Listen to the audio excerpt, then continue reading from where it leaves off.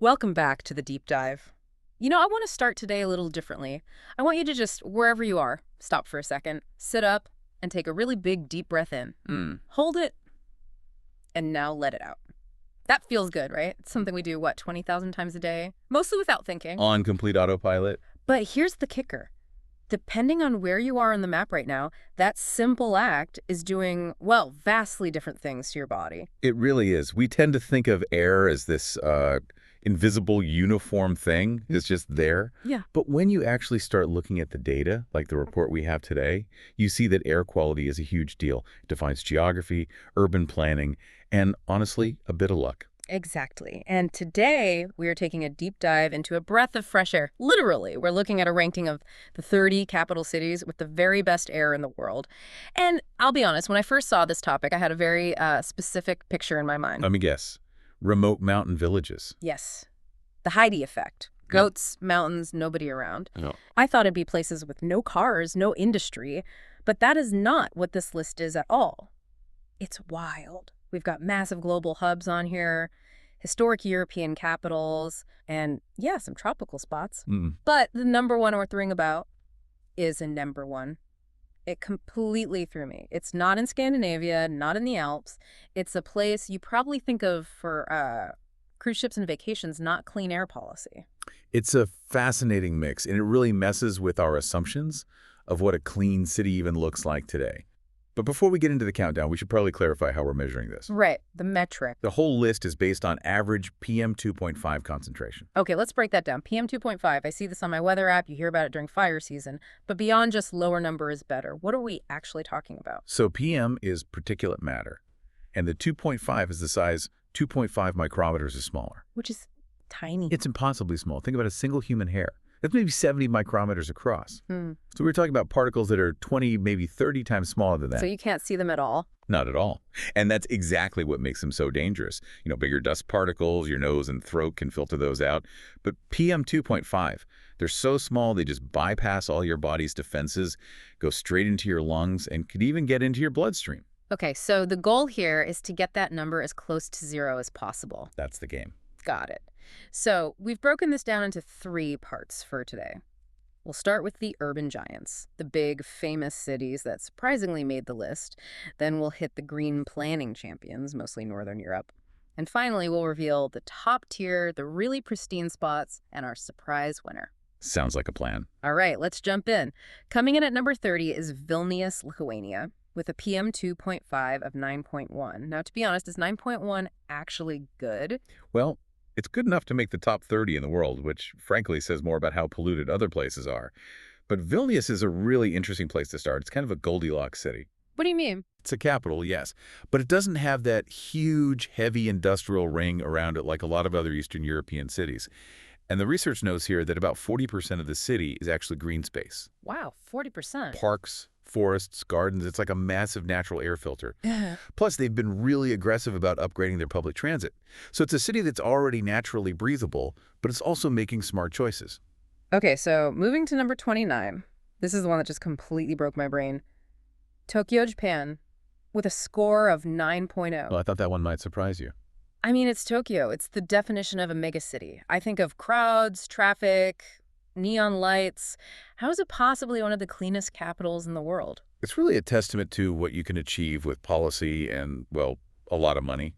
If you go back to the 60s or 70s, Tokyo was a mess. It was famous for its smog. Right. People wore masks just to walk outside because of all the soot. So what did they do? You can't just get rid of all the factories. No, but you can regulate them. And they did, with incredibly strict rules. They moved heavy industry out of the city center. And, crucially, they cracked down on diesel vehicles. It just proves that density doesn't have to mean dirty. That's actually very hopeful. Okay, speaking of big cities cleaning up their act, let's look at this European cluster we have. At rank 26, Brussels, with an 8.9. Brussels is an interesting one. It's an administrative city, the heart of the EU. The pollution there isn't really from factories. It's from people. It's from people in cars. Diplomats, lobbyists, all of them sitting in traffic jams. But they're trying to fix that, right? I read about their good move plan. They are. They're basically making it as inconvenient as possible to drive in the city center. More pedestrian zones, more bike lanes. Drivers hate it, of course, but it's working. The numbers are dropping. Which brings us to Paris at rank 24 with an 8.3. Another city that seems to be declaring war on the automobile. Paris is the poster child for this fight right now. Yeah. The city sits in a natural basin, so pollution just gets trapped. It's a geographical problem. So they have to use policy to fight back. Exactly. Banning cars along the Seine, pushing that whole 15-minute city idea. And a score of 8.3 shows that, they're starting to make a dent. But then we hit a bit of a reality check at number 23, Madrid, with an 8.1. And the source material makes a really crucial point here that I think we need to talk about. Oh, yeah, this is so important. We're calling this the best air list, but does that mean the air in Madrid is actually healthy? No, Yeah. not at all. And this is the key takeaway. The World Health Organization, the WHO, recommends an annual average of 5. 5. And Madrid is at 8.1. Exactly. So even at number 23 in the world, the air in Madrid is still causing significant health problems. Asthma, respiratory issues. It's cleaner than many other places, sure, but it is not physiologically clean. That's a really sobering thought. Best is a very relative term here. Very. Okay, one more giant. London at rank 22 with a 7.8. The London paradox. Explain that, because I know people in London complain constantly about the air, and yet here it is, beating Paris. Yeah. Well, within the UK, London is considered one of the most polluted places. It's dense, and a lot of the pollution comes from home heating. But when you put it on the global stage, a 7.8 is actually not bad. Is that because of their low emission zone, the ULEZ? That's a huge part of it. They basically charge you a fortune to drive an old, polluting car into the city. It's a harsh economic policy, but it has taken thousands of dirty vehicles off the road. And finally, for this section, the one American entry, Washington, D.C., number 20, with a 7.6. D.C. is a simple story. It's not factories. It's the commute. The data says almost half of its pollution comes from cars, trucks, planes, and trains. It's a commuter city, everyone driving in from Maryland and Virginia. Exactly. The Capital Beltway is basically a ring of pollution. If D.C. could solve that traffic problem, they'd shoot right up this list. Okay, so that's the urban giants. We're hovering in the high 7s to low 9s. Let's move into the next tier now. Ranks 19 down to 9.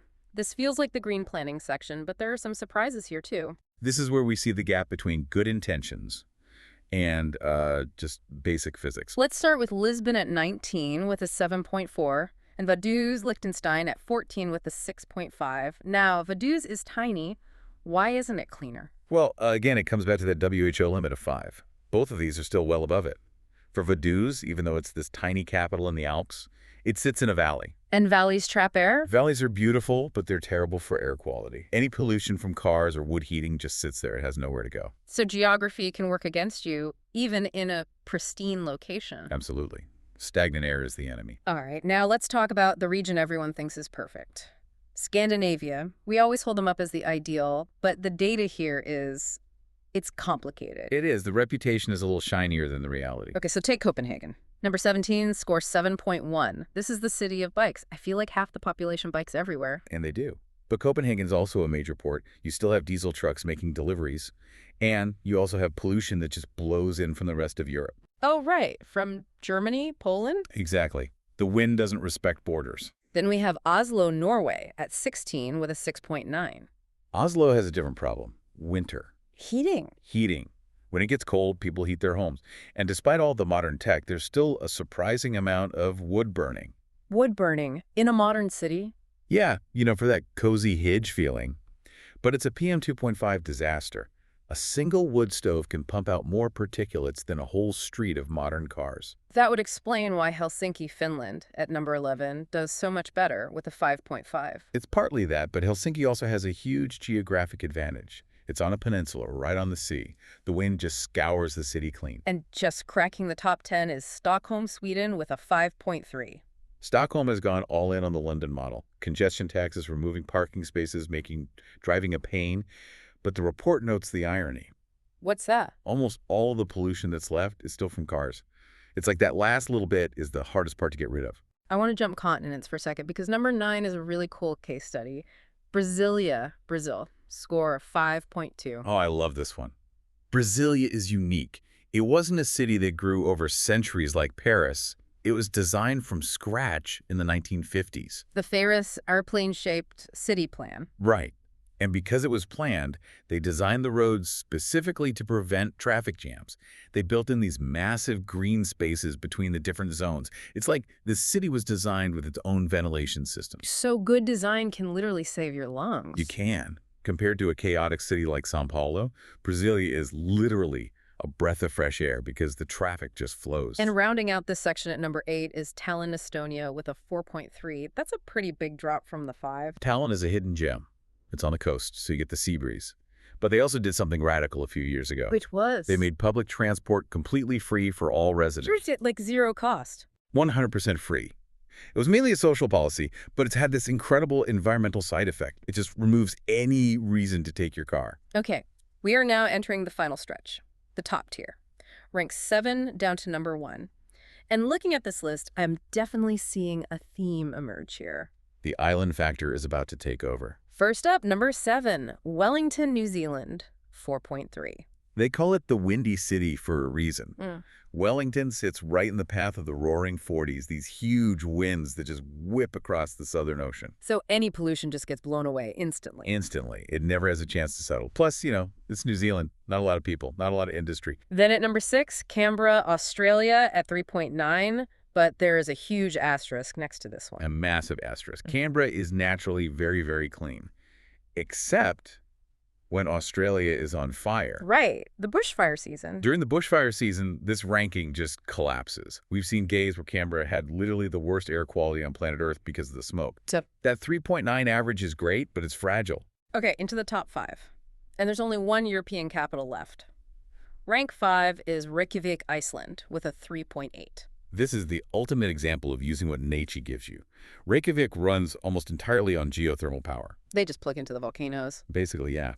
They use hot water from the ground to heat their homes and generate electricity. So there's no coal, no gas, no wood burning. The only real pollution is from cars. And with a small population and strong winds, it's just not a factor. It almost feels like cheating. It's a good strategy if you can get it. But now we leave the cold behind. The top 4 are all tropical. Rank 4, Bridgetown, Barbados at 3.1. Rank 3, Papeete, French Polynesia at 2.8. And rank 2, San Juan, Puerto Rico with a 2.6. Just look at those numbers. We started at 9.1. We are now under 3.0. This air is 3 times cleaner. So what's the secret? Is it just that they don't have any industry? That's a big part of it, sure. These are tourism-based economies.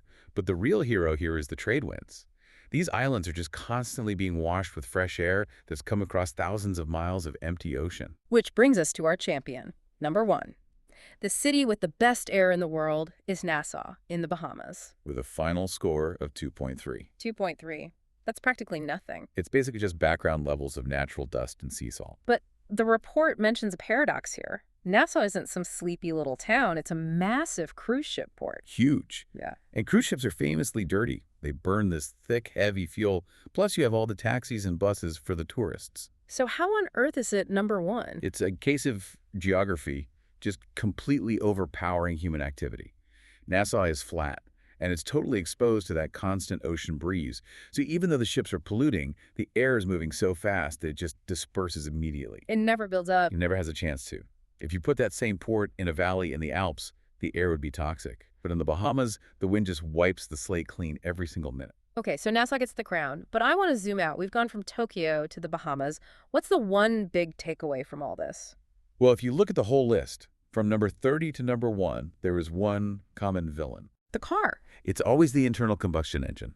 In Vienna, in Stockholm, in San Juan, the main reason these numbers aren't 0 is because we're all burning fuel to get around. It seems like there are really only 2 ways to get on this list. I'd call it nature and nurture. Break that down. The nature path is the easy way. Be an island. Be on the coast. Have strong winds. That's Nassau. That's Wellington. You just let the planet do the cleaning for you. And the nurture path. That's the hard work. That's Tokyo, London, Paris. That's congestion charges and bike lanes and diesel bans. That's trying to engineer clean air when you have millions of people crammed together. And right now, it seems like nature is winning. The top of the list is all islands. It is. And that leaves us with a really difficult question for the future. Which is? Well, we're seeing this massive boom in urbanization in landlocked cities, places in Africa, in Asia, that don't have an ocean breeze to help them out. Yeah. If even the cleanest capitals on Earth rely on wind to stay clean, what happens to everyone else? Can policy ever really be as powerful as geography? Can we legislate our way to air as clean as the Bahamas? That is the multi-trillion-dollar question. We have to try, because we can't all move to an island. Though after doing this deep dive, I wouldn't mind a trip. I think we could all get on board with that assignment. Well, there you have it. From the smog-fighting streets of Tokyo to the trade winds of the Caribbean, the quest for clean air is a global one. And the goal is the same for all of us, just to be able to breathe a little easier. Thanks for taking this deep dive with us. Go outside, maybe check your own air quality app and take a deep breath. We'll catch you next time.